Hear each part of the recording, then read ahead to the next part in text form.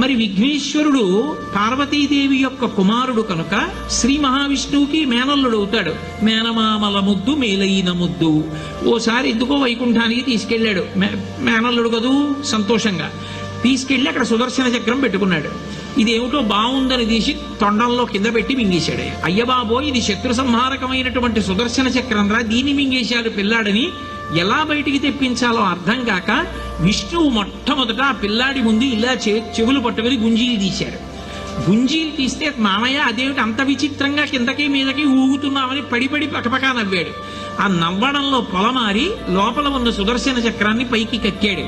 పైకి కక్కడానికి విష్ణువుకి సాధనంగా ఆనాడు గుంజీలు తీశాడు కనుక ఎవరు గుంజీలు తీస్తారో వాళ్ళని చూసి సంతోషించి అనుగ్రహిస్తూ ఉంటాడు.